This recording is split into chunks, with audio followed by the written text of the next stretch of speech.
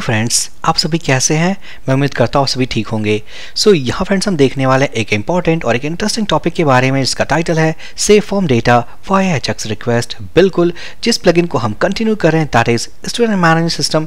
इस प्लगइन में हमारे पास एक फॉर्म है, जिस फॉर्म के थ्रू हम क्रिएट करते हैं स्टूडेंट्स। तो यहाँ इस वीडियो में हम देखने वाले हैं कि उसी फॉर्म के डेटा को अगर सबमिट करना हो यूजिंग एजाक्स रिक्वेस्ट तो किस तरीके से कर सकते हैं। सो आई थिंक ये वीडियो काफ़ी इन्फॉर्मेटिव और इम्पॉर्टेंट है। उससे पहले मेरी छोटी सी रिक्वेस्ट है, अगर आप इस चैनल पे नए हो, सब्सक्राइब नहीं किया है, फटाफट चैनल को सब्सक्राइब कर दीजिए। आपके सब्सक्राइब करने से मुझे प्यार और चैनल को सपोर्ट मिलता है। तो लास्ट वीडियो में हमने देखा था all about the complete idea, complete concept to set up an AJAX request inside plugin functions. तो अब हम क्या करने वाले हैं, उसी एजाक्स रिक्वेस्ट के कॉन्सेप्ट को यूज करके हम सेव करने वाले हैं अपने इस एड स्टूडेंट फॉर्म के डेटा को अपने इस टेबल के अंदर। रिमेंबर, इस टेबल को भी हमने डायनामिक तरीके से क्रिएट किया था ऑन प्लगइन एक्टिवेशन। एक और बात, अगर फ्रेंड्स आपने वीडियो यहीं से स्टार्ट किया, एक फर्स्ट वीडियो है, तो मैं स्ट्रांगली रिकमेंड करूंगा इस प्लेलिस्ट के हर एक कॉन्सेप्ट को सीखने के लिए, समझने के लिए हर एक वीडियो को देखना जरूरी है। तो इस वीडियो में हम क्या करने वाले हैं, इस वीडियो में इस फॉर्म के डेटा को हम सेव करेंगे अपने इस टेबल में यूजिंग एजाक्स रिक्वेस्ट। चलते हैं एडिटर में, हम जाएंगे WP content, plugins, student management system और हम ओपन करने वाले पेजेस फोल्डर से add-student.php। ये पेज वही लेआउट है जिस लेआउट को यूज करके हमने क्रिएट किया है दिस एड स्टूडेंट फॉर्म। तो फर्स्ट यहाँ हम चेक करने वाले हैं कुछ, तो हम देख पाएंगे हमारे पास इस फॉर्म के अंदर एक आईडी है, एक्शन एट्रीब्यूट है, साथ ही साथ हमारे पास एक नॉन्स वैल्यू है और सारे के सारे फॉर्म फील्ड्स हैं। उसके बाद अगर हम जाए एंड में, तो हमारे पास एक बटन है, इस बटन में हमारे पास एक आईडी एट्रीब्यूट है और इस आईडी एट्रीब्यूट के बेसिस पे हमने ऐड किया एक एजाक्स रिक्वेस्ट। तो चलते हैं एसेट्स फोल्डर के अंदर, जेएस फोल्डर के अंदर और ओपन करने वाले हैं script.js। तो हम देख पाएंगे अपने उस इवेंट को जिस इवेंट के अंदर हमने अटैच किया है एजाक्स रिक्वेस्ट। तो सिंपली हमें क्या करना है, हमें यूज करना है इस रिक्वेस्ट को to submit this form data और सेव कर पाएंगे अपने इस टेबल में। तो हम क्या करने वाले हैं, यहाँ पैरामीटर्स को चेंज करने वाले हैं। तो फर्स्ट हम इन सारे पैरामीटर्स को रिमूव करने वाले हैं। हमारे पास केवल दो पैरामीटर्स होने वाले हैं, जैसे कि एक्शन एंड पैरम। उससे पहले हम क्या करेंगे, फॉर्म डेटा को, तो अगर हम ओपन कर लें अपने लेआउट को add-student.php, तो यहाँ पर इस बार हम इस लेआउट को सबमिट करने वाले हैं। तो सिंपल हम इस फॉर्म के आईडी को कॉपी कर लेते हैं। कॉपी करने के बाद हम यूज़ करेंगे jQuery, इसके अंदर पास करेंगे फॉर्म की आईडी वैल्यू और हम यूज़ करने वाले हैं सीरियलाइज मेथड। अब इसे हमने क्यों यूज़ किया है इसे समझ लेते हैं। पहले हम इसे कॉपी कर लेंगे, console.log, हम इसे प्रिंट कर लेते हैं और यहीं से मैं कर दूं रिटर्न फॉल्स, ताकि जो नेक्स्ट कोड हमने टाइप किया है वो एग्जीक्यूट ना हो। सेव करने के बाद चलते हैं ब्राउज़र पे, रीलोड करते हैं, Ctrl F5। अगर मैं इंस्पेक्ट करूं तो अगर हम कुछ डेटा को पास करते हैं, सबसे पहले तो नेम वैल्यू, ईमेल वैल्यू, एक जेंडर वैल्यू, फ़ोन नंबर, साथ ही साथ कोई प्रोफाइल फ़ोटो। अब हम जाएंगे कंसोल टैब में, इसे पहले क्लियर कर लेते हैं। तो हम देख पाएंगे हमारे इस कंसोल में कुछ आउटपुट है, जैसे कि नॉन्स वैल्यू जो हमने क्रिएट किया फॉर्म के अंदर, ये रही हमारी नॉन्स वैल्यू। उसके बाद है हमारे पास name value, email value, gender, phone and profile URL। तो सक्सेसफुली हमने सारे पैरामीटर्स, उनके वैल्यूज को गेट कर लिया है यूजिंग सीरियलाइज मेथड। अब हम क्या करेंगे, अब इसे कॉपी कर लेते हैं या कह लें कट कर लेते हैं। इन दोनों लाइंस के कोड को हम रिमूव कर देंगे और हमने अटैच कर दिया है, प्लस साइन यूज करेंगे। सो सिंपल सारे फॉर्म के डेटा को हमने कनकैटिनेट कर दिया है with two extra parameters, action and param. So इस पूरे कंप्लीट फॉर्म डेटा को हम सबमिट करने वाले हैं अपने इस एजाक्स रिक्वेस्ट के अंदर और जो रिस्पॉन्स आया उसे हम कंसोल कर लेते हैं। सो console.log रिस्पॉन्स। सेव करने के बाद अब हम जाएंगे अपने इस हैंडलर के अंदर। तो उसके लिए मैं ओपन करने वाला हूं अपने क्लास फाइल। तो क्लास फोल्डर स्टूडेंट मैनेजमेंट.php, अगर हम स्क्रॉल करें तो हमारे पास एक हैंडलर मेथड है जो हमने लास्ट वीडियो में क्रिएट किया था। तो यहाँ फ्रेंड्स मैं क्या करूँगा, सिंपल इस कोड को हम रिमूव कर देते हैं। अब रिमूव करने के बाद जो हमारे पास पैरामीटर्स आने वाले हैं, जैसे कि nonce value, name value and so on. तो फर्स्ट हम वेरीफाई करेंगे अपने नॉन्स वैल्यू को। रिमेंबर नॉन्स वैल्यू क्या है, इसे कैसे वेरीफाई करते हैं, ऑलरेडी इसके बारे में हमने पिछले वीडियो में डिस्कस किया था, बट वापस से एक बार और कर लेते हैं। तो यहाँ इस ब्लॉक ऑफ कोड के अंदर हम करने वाले हैं ईच सेट और इसे रैप कर देंगे इफ फंक्शन के अंदर। इफ ईच सेट हम यूज करेंगे पोस्ट मेथड और यहाँ पर नॉन्स वैल्यू गेट करने के लिए हम इस वेरिएबल को कॉपी कर लेते हैं, पेस्ट कर देंगे और उसके बाद हम यूज करेंगे लॉजिकल एंड ऑपरेटर और यूज करने वाले हैं WP वेरीफाई नॉन्स। और यहाँ फ्रेंड्स फर्स्ट पैरामीटर हमें पास करना है ऑल अबाउट द नॉन्स वैल्यू। तो यहाँ इसे हम पास करते हैं। तो फर्स्ट हमारे पास जो नॉन्स वैल्यू है this is coming inside this post variable, हम इसे पेस्ट कर देंगे। और जो second variable that is action, तो हम जाएंगे कंट्रोल P और ओपन कर लेते हैं addStudent.php। अगर हम टॉप पे जाएं तो यहाँ पर हमने नॉन्स वैल्यू क्रिएट किया था यूजिंग दिस एक्शन, तो हम इसे कॉपी कर लेते हैं। कॉपी करने के बाद हम इसे पेस्ट कर देंगे। अब यहाँ पर ये जो इफ ब्लॉक है इसका मतलब जो हमारा नॉन्स वैल्यू है वो वेरीफाई हो चुका है। अब हम फॉर्म को सबमिट कर सकते हैं। सो सबसे पहले हम फॉर्म के डेटा को गेट कर लेते हैं। तो नेम इक्वल्स टू हम यूज करेंगे पोस्ट मेथड और यहाँ हमारे पास है नेम वेरिएबल। साथ ही साथ हम इसे सैनिटाइज करने वाले हैं, तो हम यूज करेंगे वर्डप्रेस के function call sanitize underscore text field और यहाँ इसके अंदर पास कर देंगे। सो सिंपल, इसी कोड को मैं कॉपी करके 3 मोर टाइम्स हम पेस्ट कर देंगे। तो नेक्स्ट जो ब्लॉक है हमारे पास this is for I think name के बाद हमारे पास ईमेल वैल्यू है। सो आफ्टर नेम हमारे पास ईमेल है, सिंपल हम इसे कॉपी कर लेते हैं, पेस्ट कर देंगे। आफ्टर ईमेल वैल्यू हमारे पास जेंडर है, नेक्स्ट हम इसे कॉपी कर लेते हैं जेंडर। आफ्टर जेंडर हमारे पास फोन वैल्यू है, हम इसे भी कॉपी कर लेंगे। एंड फाइनली एक लाइन का कोड हमें और चाहिए, this is for profile image. So profile URL copy करके हम इसे पेस्ट कर देंगे। तो यहाँ फ्रेंड्स हमारे पास वो सारे पोस्ट वेरिएबल्स हैं जिनको यूज करके अब हम करने वाले हैं डेटा इंसर्ट। तो यहाँ पर मैं यूज करने वाला हूँ ग्लोबल डेटाबेस ऑब्जेक्ट। तो सबसे पहले हम उसे इंपोर्ट कर लेते हैं। तो ग्लोबल WPDB और यहाँ पर इस वेरिएबल को यूज करके हम कॉल करने वाले हैं इंसर्ट मेथड। सो WPDB हम कॉल करेंगे इंसर्ट मेथड। तो हम देख पाएंगे हमें फर्स्ट पास करना है टेबल नेम। तो हमारे केस में जो टेबल नेम है दैट इज WP_student system। हम इसे कॉपी कर लेते हैं, यहाँ इसे पेस्ट कर देंगे। बट रिमेंबर ये एक डायनेमिक प्रीफिक्स वैल्यू है। मेरे केस में WP_ है, बट आपके केस में हो सकता है ये अलग हो।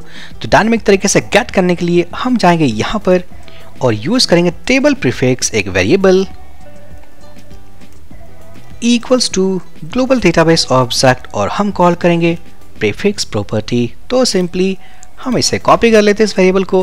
कॉपी करने के बाद हम इसे रिमूव कर देंगे, कर्ली पेयर्स यूज करेंगे, पेस्ट करेंगे तो ऑटोमेटिक ये वेरिएबल रिटर्न करने वाला है WP_। So it will be WP_। अगर आपके केस में कोई और प्रीफिक्स है तो ऑटोमेटिक तरीके से ये गेट हो जाएगा। सो फाइनली हमने अटैच कर दिया है। नेक्स्ट पैरामीटर के बारे में बात करें तो हमें पास करना है डेटा।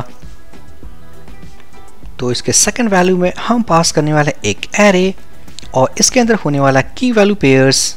अगर हम चलें टेबल स्ट्रक्चर के अंदर तो डेटा क्रिएट करने के लिए जो वैल्यूज हमें चाहिए that is name, email, gender, phone number and profile image.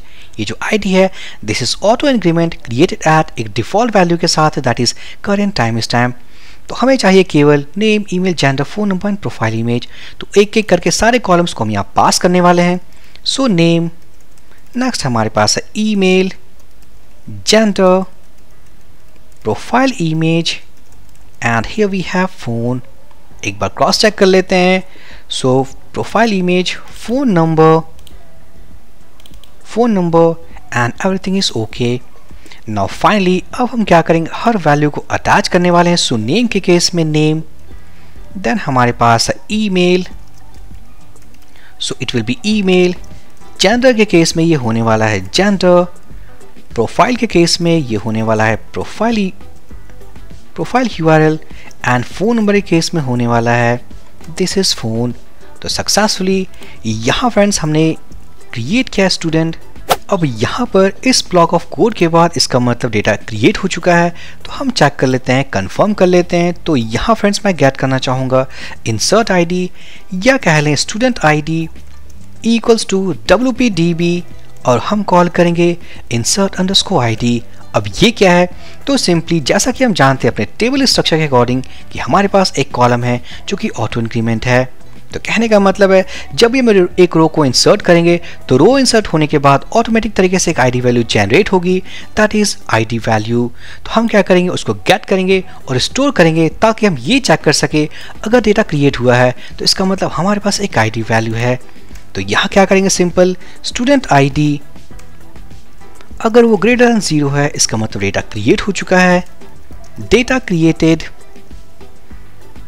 Otherwise else block में फेल्ड टू क्रिएट डेटा। तो इसी रिस्पॉन्स के अकॉर्डिंग हम रिस्पॉन्स को रिटर्न करने वाले हैं। सो यहां करने वाले हैं इको जेसन इन कोड, इसके अंदर एरे पास करेंगे और यहां होने वाला स्टेटस थोड़ा फॉर्मेट कर लें, स्टेटस इक्वल्स टू 1 मैसेज के अंदर हम पास करने वाले हैं स्टूडेंट सेव्ड या एडेड सक्सेसफुली, और एक और वेरिएबल ऐड कर लेते हैं विथ डेटा। ये ब्लैंक होने वाला है फिलहाल। अब हम जाएंगे इस रिस्पॉन्स को हम कॉपी कर लेते हैं, जाएंगे अपने इस एल्स ब्लॉक के अंदर और इस बार ये होने वाला है स्टेटस इक्वल्स टू 0, मैसेज हम चेंज करने वाले हैं that is failed to add student। So finally हमने सारा कुछ प्रिपेयर कर लिया है to create and save a student inside our table। एक और अब यहाँ पर सब कुछ सेव करने के बाद चलते हैं ब्राउजर पे, करते हैं एक टेस्टिंग, हार्ड रिलोड करने वाले हैं ताकि जो कोड हमने ऐड किया वो सही तरीके से लोड हो जाए।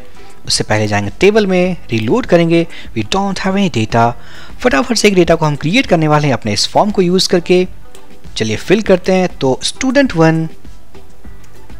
student1@gmail.com, email value, gender equals to female, phone number एक डमी वैल्यू, प्रोफाइल इमेज हम अपलोड कर लेते हैं एंड जाएंगे कंसोल टैब के अंदर। सबसे पहले हम इसे क्लियर कर लेते हैं, क्लिक ऑन सबमिट बटन, तो हम देख पाएंगे student saved successfully.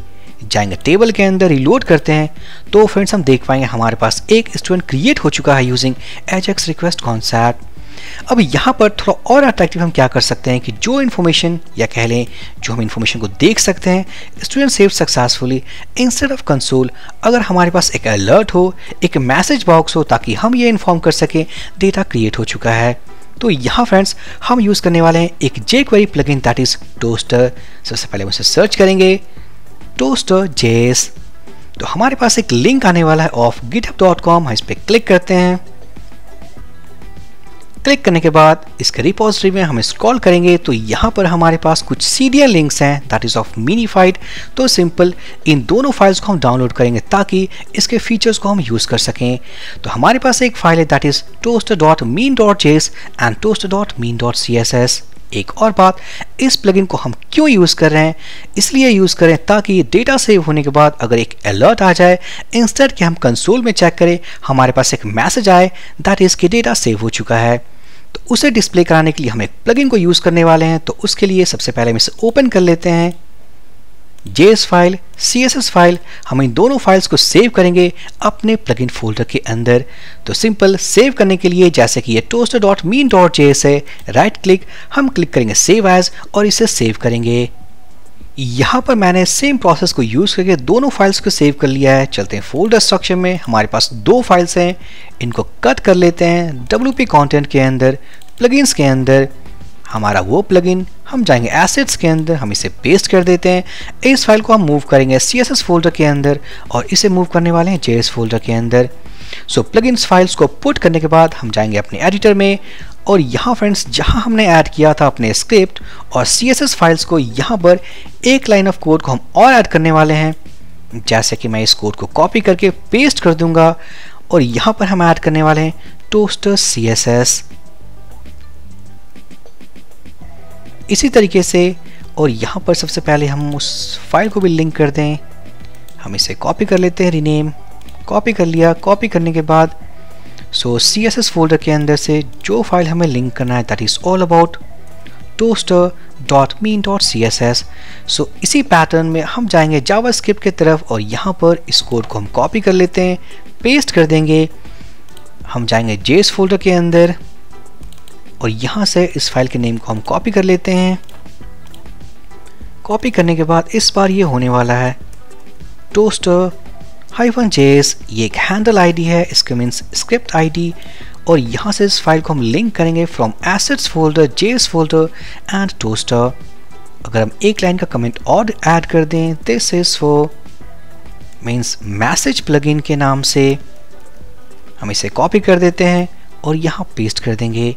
So successful तरीके से अगर हम रीलोड करें, कंट्रोल F5, अगर हम चलें एडिटर के सोर्स कोड पे, सो व्यू पेज सोर्स, यहाँ सर्च करें टोस्टर के नाम से, तो हम देख पाएंगे वो CSS फाइल हमने ऐड कर दिया फ्रॉम स्टूडेंट मैनेजमेंट सिस्टम। एक और बार एंटर प्रेस करते हैं तो हम देख पाएंगे toaster.mean.js। तो कहने का मतलब है हमने दोनों प्लगइन फाइल्स को ऐड कर दिया है। अब हमें यूज़ करना है इनके मेथड्स को ताकि हम एक मैसेज बॉक्स डिस्प्ले करा सकें। सो डॉक्यूमेंटेशन पे चलते हैं। यहाँ फ्रेंड्स अगर मैं स्क्रॉल करूँ तो यहाँ हमारे पास काफ़ी सारे सिंटैक्स हैं, काफ़ी सारे मेथड्स अवेलेबल हैं जिनको हम यूज़ कर सकते हैं अकॉर्डिंग टू नीड। तो सबसे पहले हम इसे कॉपी कर लेते हैं, सक्सेस वाले ब्लॉक को चलते हैं script.js के अंदर और यहाँ पर console.log की जगह पे हम करने वाले हैं var.data, means var data equals to, हमारे पास जो रिस्पॉन्स आने वाला है this is in JSON format. अगर हम टॉप पे जाएं तो हम देख पाएंगे यहाँ से हमने रिटर्न किया एक JSON फॉर्मेट में रिस्पॉन्स। साथ ही साथ अगर हम चले कंसोल में, हमने रीलोड कर दिया तो कंसोल में हमारे पास जो रिस्पॉन्स था that is in JSON format. तो सबसे पहले हम उसे पार्स करने वाले हैं। सो jQuery.parseJSON और यहाँ पार्स करने वाले हैं हम अपने रिस्पॉन्स को। उसके बाद हम चेक करेंगे इफ data.status, अगर इसका वैल्यू ट्रू है जो हमने सेट किया इन केस ऑफ सक्सेस, अगर ट्रू है तो उस केस में हम यूज़ करने वाले हैं toaster.success मेथड। अगर हमारे पास in case status equals to 0 है तो हम जाएंगे अपने एल्स ब्लॉक के अंदर और वहाँ फ्रेंड्स हम यूज़ करेंगे अपने सेकंड मेथड को दैट इज toaster.error। तो हम इसे कॉपी कर लेते हैं। कॉपी करने के बाद सिंपल हम इसे पुट कर देंगे। अब यहाँ पर हमें पास करना वैल्यूज़, तो वैल्यूज़ के लिए जो हमने सेंड किया दैट इज मैसेज के अंदर, तो data.message हमने उस प्रॉपर्टी को रीड कर लिया है। उसी तरीके से एरर वाले केस में भी हमें रीड करना है मैसेज वेरिएबल को, सो data.message। सो फाइनली हमने एक और प्लगइन को इंटीग्रेट कर दिया है अपने इस प्लगइन के अंदर सो दैट कि डेटा को सेव करने के बाद हमारे पास एक मैसेज बॉक्स हो जो कि थोड़ा अट्रैक्टिव लगे। तो वापस हम रीलोड कर लेते हैं। रीलोड करने के बाद एक और स्टूडेंट हम क्रिएट करने वाले हैं। सो student2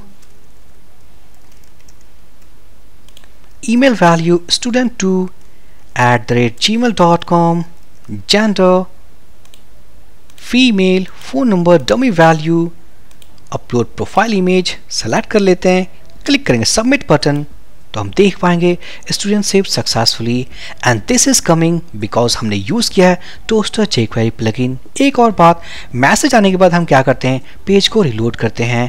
तो हम क्या करेंगे, जाएंगे अपने एडिटर में और यहाँ पर यूज़ करने वाले एक और jQuery के फंक्शन को, जावास्क्रिप्ट के फंक्शन को that is set time out, और यहाँ पर हम पास करें कॉल बैक फंक्शन। इस कॉल बैक फंक्शन के अंदर हम एक लाइन ऑफ कोड को ऐड करने वाले हैं that is location dot reload, but इसे कॉल करेंगे आफ्टर 2 सेकेंड्स। इसी तरीके से अगर हम इसे कॉपी कर ले, हम यहाँ इसे पुट कर देते हैं। सेव करने के बाद चेक कर लेते हैं, अगर हम रीलोड करें कंट्रोल F5, एक और स्टूडेंट क्रिएट कर लेते हैं। So student3 email student3@gmail.com, gender female, phone number एक dummy value, profile image, click करेंगे सबमिट तो हम देख सकते हैं saved successfully after 2 seconds, page reloaded. तो फाइनली फ्रेंड्स, इस वीडियो के कॉन्सेप्ट को यूज करके हमने इंजेक्ट किया अपना first AJAX request to save this form data inside our table. So I hope ये वीडियो काफ़ी इन्फॉर्मेटिव था। सो प्लीज़ लाइक कर दे, कमेंट कर दे, चैनल को सब्सक्राइब कर दे। हम मिलते हैं अपने नेक्स्ट वीडियो में। So for this video session guys, thank you for watching and have a great day.